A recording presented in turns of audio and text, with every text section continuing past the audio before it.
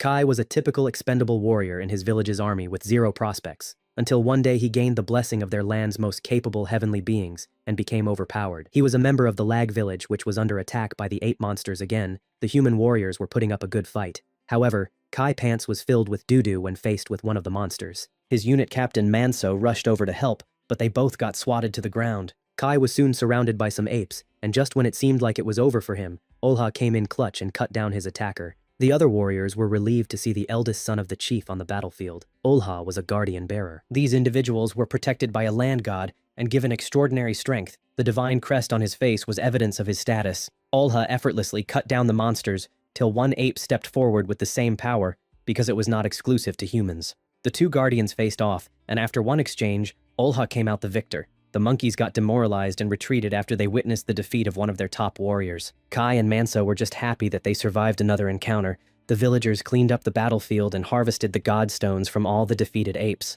The godstone was an organ that all living beings in this world possessed. It allowed them to harness spiritual energy. Consuming the essence from another species' godstone increased one's spiritual energy and strength. The guardians were the only ones allowed to consume a full godstone. The lesser soldiers were given a single drop. They were still grateful since they got to increase their strength a little. The remaining stones were to be delivered to the castle for the other guardians to enjoy. The strong had to keep improving for humanity's survival. The warriors later gathered at the hall for a victory banquet, which was hosted by their chief Vezin. He gave a speech praising his men for their bravery. The food was also shared by rank. The chief and his family had a full spread while Kai had the smallest portion since he was a rookie. He went straight back to training after the meal, but he was still hungry. The boy was joined by Manso. Kai pointed out how the graves of those who didn't have families were neglected compared to those who had relatives. He was an orphan, so he refused to meet his demise and be neglected like the others. He knew he needed a power that would aid his survival. He had a sparring match with Manso and got knocked out. While unconscious, he recalled some details from his previous life, which was in the modern world.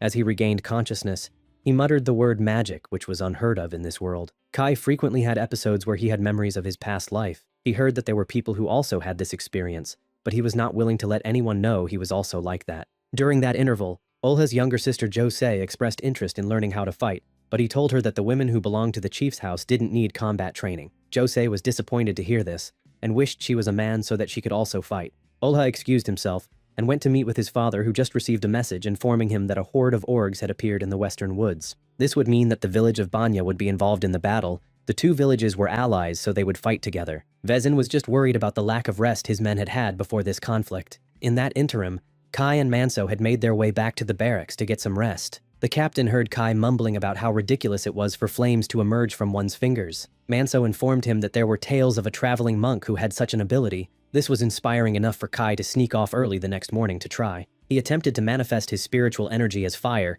but he found no success. However, he could feel a warm sensation in his godstone, but he paused his training for the meantime. The orgs had already begun their offense, so the Lag and Banya soldiers got into their ranks ready to fight. Kai was part of the first wave to face them, but he was pinned to a tree when a Banya soldier was knocked into him by an approaching org. He was saved by a volley of arrows but sustained a leg injury. Elsewhere on the battlefield, the overwhelming strength of Olha caused the orgs to retreat, although Manso and Kai were in trouble because they were spotted by a stray monster. The captain was forced to abandon Kai because of his sore leg. He promised to clear the ivy off his grave because he knew the boy was about to meet his maker. Kai refused to give up and tried to summon some fire. Unfortunately, it didn't work initially, but he unknowingly got a little spark as the org's blade struck him. The monster grabbed Kai and started to squeeze the life out of him. In that moment of desperation, he managed to shoot a fire blast that seared the face of the org. Bet the area smelled like bacon. The creature screamed in pain before falling to the ground. Kai was stunned that it worked, but he couldn't put out the fire emanating from his hand. He started to lose consciousness because it was expending all his spiritual energy.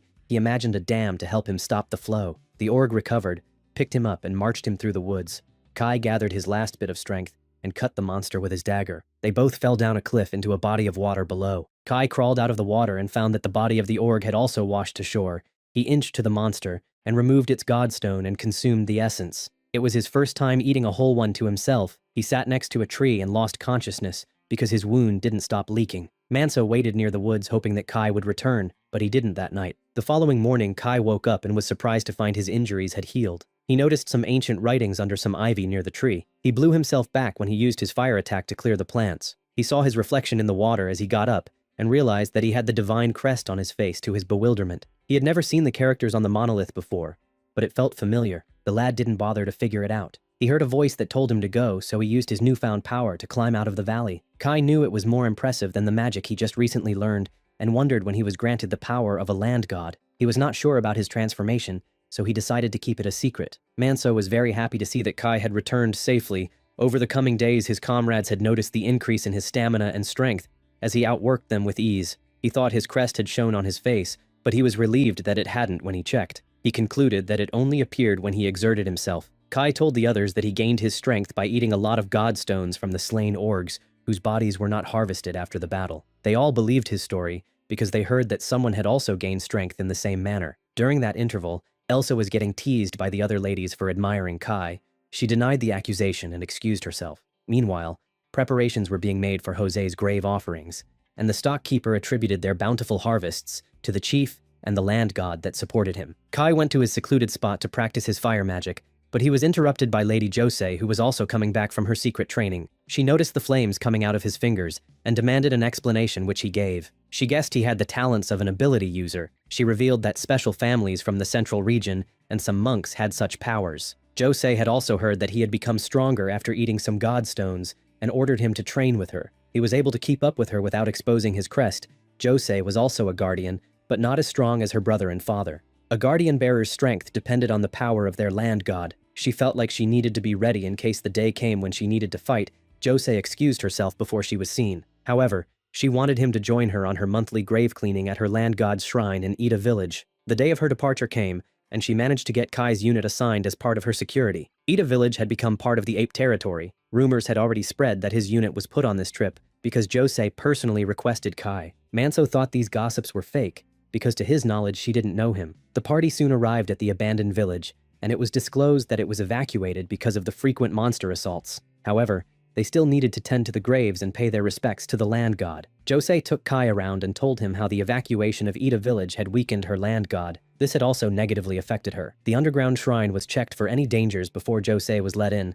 Kai was able to read some of the inscriptions on the monolith as they cleaned it. He now understood that Jose was also trying to get stronger so that she could restore the village. Their cleaning was interrupted when the apes were spotted.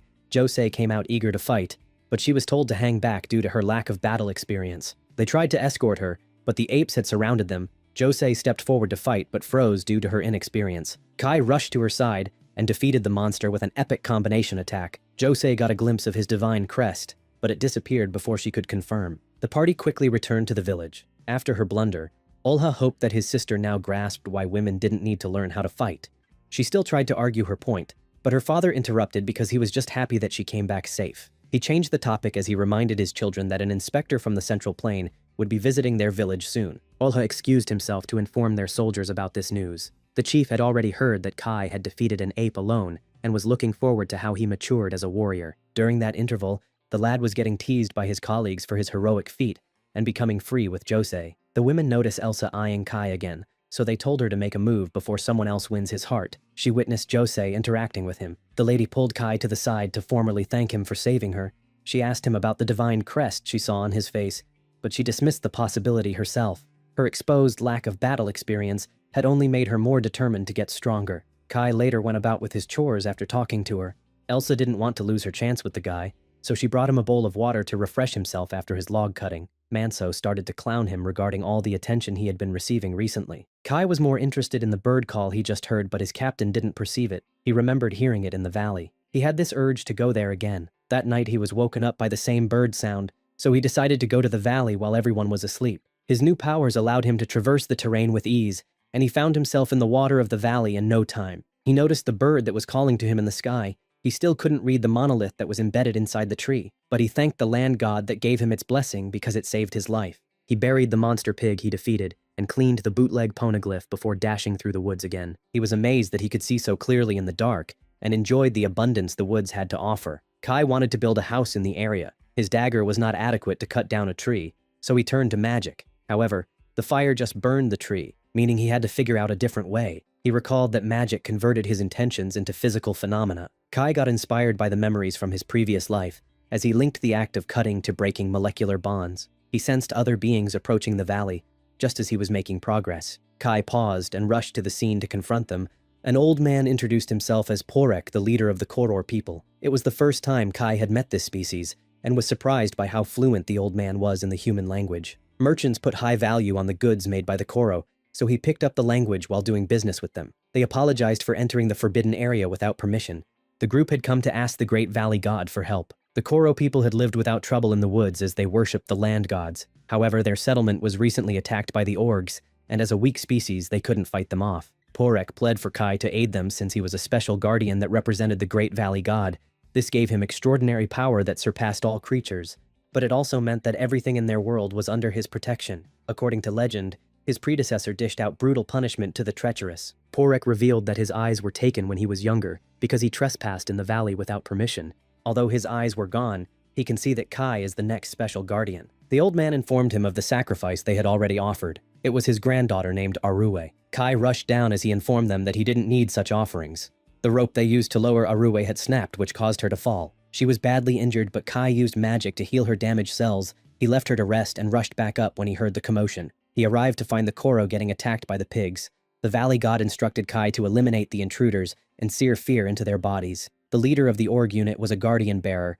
Porek offered his help since he was also one. They swiftly dispatched the unit, leaving their captain. He tried to plead for his life, but Kai didn't accept it, so the pig attacked. The lad used an aura blade to take the org's hand before plunging it into the monster's chest to retrieve his godstone. Porek recognized the blue blaze that took his eyesight. It was the same power that was emanating from Kai. He was the representative of the valley god who enacted justice and had protected the world since the ancient period of the deities. Kai intensely looked at the godstone as it belonged to the first guardian bearer he had eliminated. Porek told him that under normal circumstances, drinking the essence of a guardian bearer meant one would also absorb the power of that land god and get its blessings. However, a person could only have the protection of one god at a time. Kai could still consume the godstone and gain the power to boost his level. The lad opened it and gave Porek some since he helped. The spirit of the pig's god returned to its monolith now that there was no new host around. Kai felt a little discomfort after ingesting the essence, so he returned to the valley and told the Cororo to stay out. The lad fell unconscious and had a vision of his village getting attacked when he was younger. He woke up and was startled that Arue was next to him. It was her role now to attend to him. He was in a rush to get back to Lag to train with Josei, so he gave the Cororo permission to stay on the land, but restricted them from going down to the valley. He was still berated by the lady for coming late to their practice, but they had a successful session. Afterward, Vezin summoned him to the village square because he was chosen to be his sparring partner. Kai didn't like all this attention. He was given a wooden staff and told not to use dirty tricks as that would annoy the chief. Vezin wanted to assess his skills. Kai recalled Porek warning him to hide his power for the meantime. He was currently in a vulnerable state since he had not yet mastered his abilities. Kai almost exposed himself during their first exchange. He was on the back foot, and Vezin was not impressed with the skills the lad had showcased so far. Kai broke his staff against him, so went for a Dagestani takedown, but the chief kicked him away. Vezin liked his spirit and decided to start training Kai personally. Olha didn't understand why his dad had taken such an interest since Kai was a commoner. Josei was stunned that he performed so well against her father. Elsa was just relieved that he survived the mock battle. That night, the lad snuck out to the valley and arrived to find that Arue built a hut near the tree. She also prepared a lavish meal for him. He was so grateful because he never got to eat that much food at the village. Over the coming days, Kai got into the routine of his training, working the field and interacting with the Cororo people who had settled in well. One evening, Vezin left all the soldiers in awe when he moved a giant boulder alone when they were preparing new land to farm on. Kai later tried to resurrect some flowers using his guardian powers to no avail, but he understood he had a long way to go when it came to mastering his new abilities. He returned to the village and met up with Elsa at the fields. She recalled the events after their old village was attacked and how Vezin saved them. She also remembered Kai's determination to be stronger and believed that he could achieve his goal. Meanwhile, a very powerful org captain eliminated a group of apes on their way to the valley. Kai was oblivious to the danger that was coming his way. The village prepared for the arrival of the inspector. Kai had the craving for rice balls as they packed some of their grain out of the store. Elsa overheard him and wondered where he ate such food. He confessed that he had never tasted it, but expressed his wish to. He even explained how they were made. She made a mental note of it. Olha was confused as to why they were hiding some of their food. His father revealed that the inspector would take their reserves, which would leave the villagers with nothing. Vezin wasn't willing to allow his people to starve just to gain the approval of the Central Plains. They managed to hide their food just before the inspector arrived. The cart was riddled with arrows, and the official stated that he managed to fight off the 10 apes that launched the attack. Everyone was expecting an impressive strongman to emerge, but rather a sad, pathetic beta male flopped out. The residents of Lag knew that the inspector was capping about his impossible feat. He commented on Josei's beauty, but she started to rant on about how she was a guardian bearer, so she was preparing to fight when the need arose. The official told her that inside the home is the natural habitat of women, and advised her to concentrate on becoming a noble bride. He ordered Olha to conduct a search around the area he was attacked in. Kai noticed a stain on the garment of the monk that followed behind, and suspected him to be the one who fended off the monsters. He clarified that he was not part of the delegation, but a monk who met them along the way and decided to travel with them. He introduced himself as Nada, and he was sent by the monastery of Mas. The inspector wasted no time and begun to take records of their harvest stock. He was disappointed in the yield, and hoped that the chief was not concealing his true harvest. The official had heard that some settlements in the countryside were doing this. Vezin assured him that this was not the case, and blamed their harvest on the poor weather. The inspector contemplated staying in Log Village for a while due to this so-called bad weather. Olha promised to host him to the best of their ability till he was ready to leave. Vezin later berated his daughter for opening her big mouth around such an influential official. The froggy-looking guy represented the king. During that interval, Kai joined Nada as he prayed for the deceased. The lad commented on his natural ketchup-stained robe. He quickly changed a topic to Kai, as he had heard the tales of him gaining abnormal strength after he consumed many godstones. The monk also confessed to doing the same, and displayed his divine crest. He didn't attain it gaining the protection of a heavenly being, but rather through training and the consumption of godstones. Elsewhere, a feast was presented for the official, but he commented on the low refinement of the dishes. He did highlight that only in their wildest fantasies could the villagers eat a meal like this. He ordered them to bring him more food. The servants were repulsed by the way he was eating. The soldiers insulted him for his gluttony because they had to be given less food to satisfy him. Meanwhile, Nada called a meeting with Vezin to inform him of the large horde of orgs moving toward the village. The monk was sure that they had a specific motive, and pled with the chief for assistance in finding out what it was. Vezin promised to create a team to help him investigate. Kai's unit was chosen. As soon as he informed the Cororo people of his mission, Porek suspected that the band of orgs were likely looking for the unit they defeated. Kai was prepared for that possibility. The party set off, but Olha was worried that his sister was allowed to join them. The chief instructed his son to rather go deal with the apes that attacked their visitor. Elsa gave Kai some proto-rice balls to eat on this mission. He was grateful and promised to savor them. Somehow, he knew there was something missing from them. The party mapped out their path and came across the aftermath of the battle between the orgs and apes. After assessing the scene, Nada concluded that most of the apes were taken out by a highly skilled culprit, and he was likely the leader of the pig force. The monk told them of his goal to find a powerful god that was prophesied to appear in these lands. The species that claimed it would have a huge advantage over the others. His mission was to add it to the human faction. After hearing that foretelling, Kai was sure that the monk was looking for him. They continued to follow the org's tracks and came to a Uzel's settlement that was attacked by the pigs. Nada wanted to look for the land god for the area for clues. They split up into two groups. Kai went with the monk who used fire magic to illuminate the shrine area.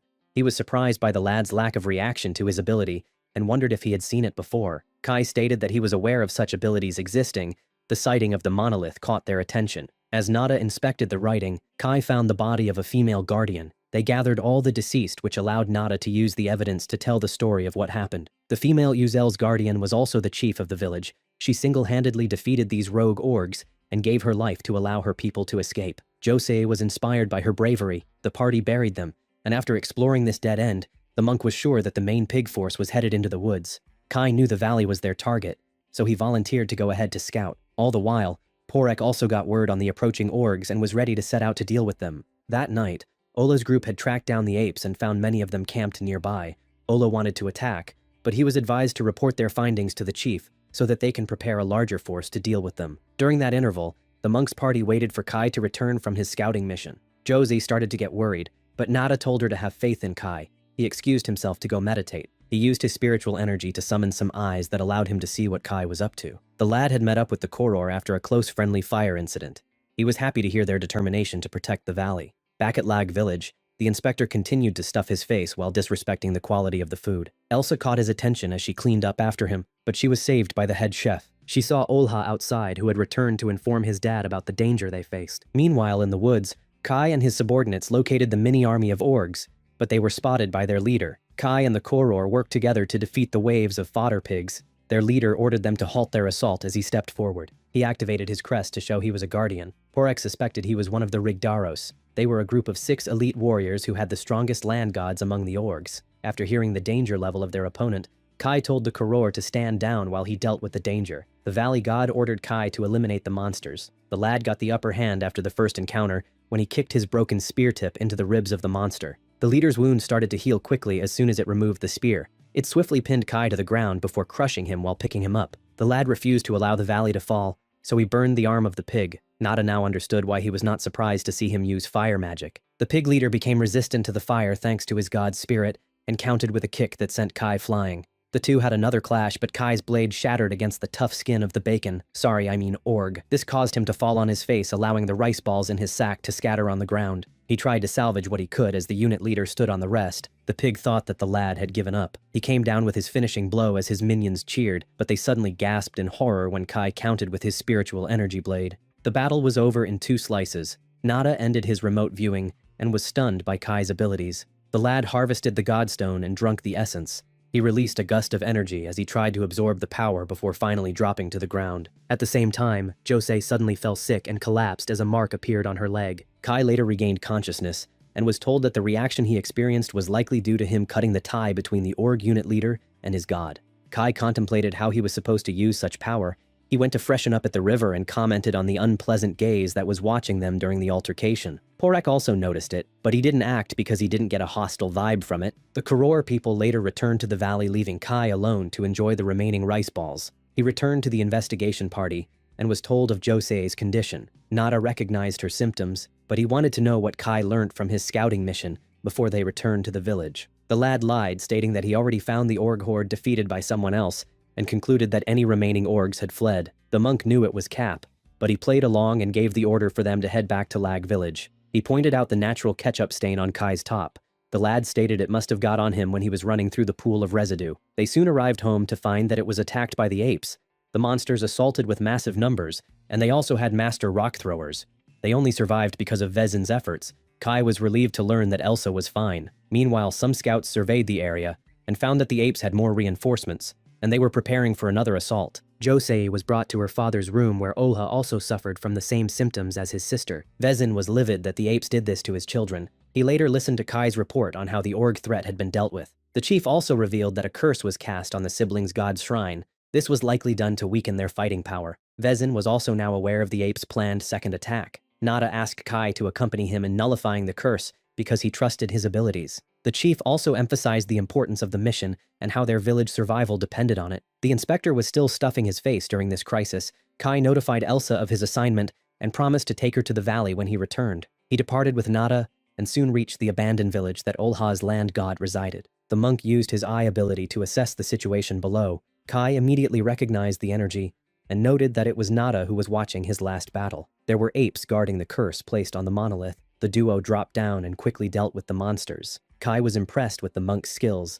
Nada respectably reintroduced himself after seeing Kai's power up close. He pled with the lad to use his abilities to serve humanity. Kai was uncomfortable with all the formalities, so asked him to get up. Their main objective was to dispel the curse, so the monk performed the ritual that cleansed the site. Nada confessed that the mighty land gods that protected humanity had waned in strength because guardian bearers of the central plane had gotten soft as they now lived a life full of luxury.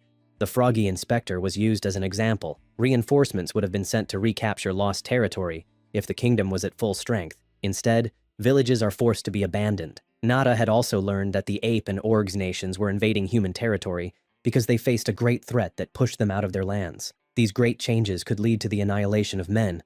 The monk let Kai know that his abilities could save countless lives. The valley god shouted for Kai to exterminate Nada. He ignored the order as they had to head to the next site. The duo repeated the same play at Jose's land god's shrine. The effects of the cleanse already started to manifest as the siblings' symptoms showed improvement. Nada wanted to continue their discussion, and Kai refused the offer because the monk wanted him to abandon the Cororo people and dedicate his attention to humanity. Nada pretended to be okay with Kai's decision, but later poked him in the back with a special dagger. It was a weapon that momentarily sealed the power of guardian bearers. Nada couldn't allow the kingdom to lose the support of the valley god, so he planned to take the blessings by force by eliminating Kai and consuming his godstone. The lad managed to muster up strength to push the monk away. Their fight was interrupted when the apes that cast the curse tracked them down. To make things worse, they were all guardian bearers. The duo had to put their differences aside and work together to defeat the common enemy. Nada stayed hidden and acted as Kai's eyes, which allowed him to effectively react to incoming attacks. Their effective team-up led to the extermination of 2 out of the 3 apes. Sadly, the last ape ambushed Nada and landed a critical blow on him. It also created an opening for Kai to take out the final monster. Kai tried to save the monk, but he succumbed to his injuries. All the while, the villagers prepared for the next ape assault, and the settlement defense started soon after. The monsters unleashed a volley of rocks, but Vezin was able to crush some before they hit any valuable targets. Olha finally woke up and was determined to join the fight despite not being fit. Not long after, Jose also regained consciousness. One of the attendants passed the chief's message for her to escape from the village if it fell. She went to check on the women and children and assured them their family will fend off the monsters. The inspector finally realized that the situation was bad and wanted to flee the village by any means. He began to open the village's main gate and poked one of the residents who tried to stop him. While delivering food to the soldiers, Elsa was unfortunately caught up in the commotion. She was used as a hostage to allow the inspector to open the gate and escape in his carriage. The villagers tried to close it quickly, but some of the apes managed to gain access. Vezin led the charge in repelling them back as he easily defeated a few apes. The village strategists speculated that the monsters might be after the chief's godstone, so all the soldiers drew divine crests on their faces to confuse the apes. This gave the humans the chance to close the gate to prevent more monsters from entering. Vezin refused to abandon Lag and his people when the option was brought to his attention. Sadly, the apes managed to break through the weakened gate, just as Olha forced himself to join the battle. Meanwhile, Josei went into the armory looking for a weapon. She decided to take a Uzel spear, as she was inspired by the female guardian who lost her life protecting her people. Back outside, Olha's presence boosted the morale of the troops, but this was short-lived when he almost met his demise due to his sapped state. Luckily for him, Josei came in and blocked the deadly blow. She executed an effective counter and slew her first monster. This mini-victory rallied the soldiers to fight with vim. Vezin was stunned by how strong his daughter had become. All the while, Kai had arrived outside the village and started to fight the large group of apes that gathered at the gate. His push was so potent that it forced them to concentrate on him instead of breaching the village. Vezin realized that it was Kai and threw his weapon for the lad to use. Manso and the others were amazed by his strength. They were sure that his current level was fueled by a greater power. The captain of the ape force signaled a retreat after witnessing Kai eradicate most of their kin. The sun rose as the villagers celebrated their victory. Olha was a little salty that a commoner was the one who ended up saving their home. Kai pretended to have also painted his face as he wiped it. Josei didn't think he needed to use such antics given his skills. Vezin wanted to know what happened to Nada. Kai reported his demise but left out the backstabbing incident. The lad asked about Elsa and was told about her abduction. Kai wasted no time and chased after the inspector's carriage. He caught up to them thanks to his incredible speed, but his aura made the horse to freak out. The driver lost control, causing the cart to crash. Kai opened the carriage to find that Elsa had been pierced during the accident. He attempted to heal her, but the damage was too much. The inspector tried to blame Kai, and it only enraged him. He took the inspector's life and fed his godstone to Elsa before rushing her to Porek for treatment. The apes were tracking him all that while. When he arrived at the valley, the old man let him know it was not a wise move to give her the inspector's godstone. Ingesting the essence from someone of the same race can cause poisoning if the right measure was not taken. All Porek could do now was try and remove the essence from her body. Kai left them to work and felt guilty. He got defensive when he spotted the apes approaching. His hostility turned to bewilderment when they bowed. The monsters acknowledged him as the special guardian based on the markings on his face and requested his help. Porek came out after they got Elsa to vomit all the essence. He was equally surprised to see the apes. They explained how their land had become corrupted by the evil god Diabo. As soon as the name was uttered, the valley god ordered Kai to terminate him. The lad still saw them as the enemy, so was reluctant to help. One of the apes got annoyed and threatened to attack the village again if he refused. The captain slammed his subordinate to the ground and apologized on his behalf. The reason they were attacking human settlements was because they needed to find new land to live on. Kai stormed into the tent and asked about Elsa's condition.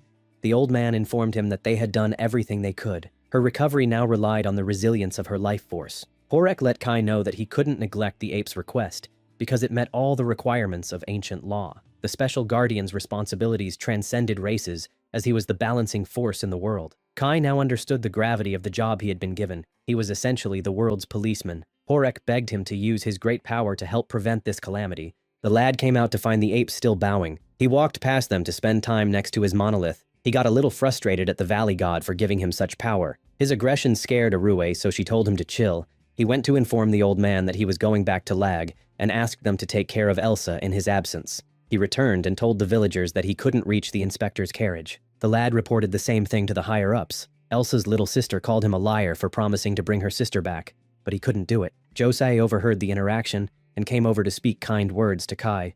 Olha interrupted and started to behave saltier about the glory Kai achieved in this great battle. You know someone is insecure when they crash out and start attacking the already defeated as they yap about how they would have done more if they were in better shape. He even knocked Kai to the ground when he tried to stop his embarrassing behavior. The lad was fed up with the endless cycle of generational conflict. This incident helped him make his decision. He informed Vezin of his wish to investigate the apes. The chief knew he was hiding something. but he gave him permission to leave. He offered him some words of encouragement to end their meeting. Before he set off, Manso gave him a new spear, and Josei lent him her family dagger, which was an heirloom. Elsewhere, the Cororo people were doing as ordered to bury the carriage and all deceased people, so that no one learns what happened to the official. Kai returned to the valley, and the apes were happy and stunned to hear that he would help them deal with Diabo. However, he made them promise to halt their attacks on human settlements while he was gone. Porek gave Kai a Cororo warrior outfit to hide his identity as they traveled. He said his final goodbye to Elsa. He came out and was presented the axe of the Rigdaros member he eliminated for extra protection. Meanwhile, the human nobles were having a banquet while discussing how safe they are because the villages in the countryside deal with the monsters. Kai finally arrived at the ape homeland, and it was worse than described. It is disclosed that Diabo had appeared in their world in the past. Kai's predecessor defeated him, and the feat was immortalized in tales that were passed down. Diabo devours all the good a land has to offer, and only leaves destruction. While this lore got revealed, the apes guided Kai to meet their chief. He was a little underwhelmed by the special guardian. Kai wanted to hear the full story from him before he made his final decision on helping. The chief disclosed Diabo manifested out of the apes' darkness. The general population lived in poverty, while their king hoarded all the wealth and sought the world's pleasures. This was like what was currently happening in the human lands. One of the ape princes was defeated in a succession battle, so he went further north to conquer new territory and attain the power of new gods. The tribes he defeated along the way cast multiple curses on his god. This caused him to transform into Diabo. The young prince returned to the ape palace in his corrupted state and ate the king and his siblings. He has resided there since. The chief crawled out from the veil like he was from one of the Exorcist movies. He pled to Kai for help, because Diabo's presence had ruined the land which had greatly weakened him. The valley god instructed him to eliminate the threat. The party were led through the desolate lands as Diabo's handiwork was on full display. They arrived at the palace but were confronted by the royal guard. They informed Kai's group that Princess Zaina would be the one to defeat Diabo. She was also a casualty of the succession battle and left to get stronger. A sinister roar from Diabo prompted Kai to rush into the palace. The first thing that hit them was the terrible smell as the demon absorbed the life force of Zaina's men. Kai knew that such a dangerous creature had to be eliminated. He was about to attack, but Zaina's voice echoed through the area which made him halt. She whipped out a stained blade and was soon followed by Deus Wolf, a guardian beast that protected parts of the northern lands. Zaina was using magic to control the beast and ordered it to attack. It unleashed a fire spell that engulfed Diabo, but it was resistant to fire. Zaina tried to give Deus Wolf another order, but it resisted, so she had her men feed it a calming herb to make it more agreeable. The guardian beast pounced and took a bite out of Diabo, but it got poisoned in the process and collapsed to the ground. The chunk it took out of the demon grew tentacles and started to suck the life energy out of the apes nearby. Kai sprang into action and kicked a shield that hit the blob, sending it flying. He rushed to Deus Wolf's side, but hesitated for a moment because his past actions caused Elsa harm. Kai overcame this fear and healed the guardian beast. He also got a vision of how Zaina took the life of its previous master to gain control. He then turned his attention to the tentacles, and so did the others as they fended them off. The valley god instructed him to hit Diabo's godstone to attain victory. Zaina thought about all the hardship she had faced to reach this point, and was determined to defeat her brother to change the world. She tried to take control of Deus Wolf again, but Kai stopped her, stating that the guardian beast hadn't healed yet. He then berated her for treating Deus Wolf like a tool. This erupted into an argument between the two. They had to stop when the guardian beast tore off some incoming tentacles. He had acquired resistance to the poison. It also leveled up to the point that the blade Zaina was using to control him had disintegrated. It took another sandwich bite out of Diabo, which caused some significant damage. The demon released a toxic aura that could be seen in Lag Village. It shot out more tentacles, and it managed to capture the guardian beast. Zaina tried to save Deus Wolf, and she was almost eaten, but Kai knocked her out of the way and took her place. He ended up getting devoured by Diabo. It's revealed that no one has ever survived being eaten. Zaina thought it was stupid for him to try and save her. Meanwhile, inside the belly of the demon, Kai was going through an inner trial as his energy was getting sapped. The valley god manifested before him and told him to overcome his inevitable death by showcasing his extraordinary power. Kai got some inspiration from his past life and used his spiritual energy to calcify himself. This acted like a shield from the effects of Diabo's power, allowing him to break free. Everyone was stunned by his new form and the fact that he managed to return. The flowers next to his monolith finally bloomed to indicate his power's maturation. Kai used the blade given to him by Josei to attack Diabo. Deus Wolf was also freed and joined Kai's side. Zaina couldn't believe that the guardian beast approved of him. The duo chased down the demon and landed a brutal blow that split it into two. Diabo tried to regenerate, but everyone worked together to hold it back, which gave Kai the chance to pierce the desperate demon to retrieve its godstone. He split the core, causing the body of the demon to disappear, leaving the prince. A portal to another world opened to absorb the stray particles as the skies cleared. The young prince understood he messed up as he got consoled by his sister. Kai watched the touching reunion for a moment before he collapsed. He later woke up at the apes' village as they celebrated their victory. The ape chief had regained his strength after Diabo was defeated since the land had been cleansed. Kai was brought out to a cheering crowd, and he was later served a banquet to honor his efforts and left as one of their allies. Zaina stopped him on his way home and expressed her gratitude as the queen of the apes. She had gotten the blessings from their royal god. The chief and his village currently didn't recognize her authority, but she was sure she could turn them around. He asked for Zaina to release Deoswolf. She informed him that she had to relinquish control of the guardian beast to receive the royal god's blessing. Deoswolf was already on his way back to the north. Zaina had heard about Kai's alliance with the chief and speculated that they might meet on the battlefield. Kai let her know that he didn't prefer that and would rather like to meet her in a more positive setting. They said their goodbyes after flashing each other their divine crests. Josei was happy to see him back at the village. He told her that the apes wouldn't be a problem again, so their home would have peace for some time. He gave her back the dagger, and they had a moment, but she quickly excused herself when the other guys noticed that Kai was back and came over. Olha was relieved to hear that the ape attacks had been stopped, but he informed his father that the inspector had gone missing. Their village would likely get blamed for it. Vezin was confident that they would get this sorted out. For now, he wanted them to enjoy the fact that their lands are safe for the first time in a long while. Kai returned to the valley and was pleased to hear that Elsa would recover. Later that night, Kai was visited by a group of Uzels who wanted to join his community. Porek was okay with them since they were a peaceful race. The valley god also approved of their stay as he ordered Kai to gather more worshippers.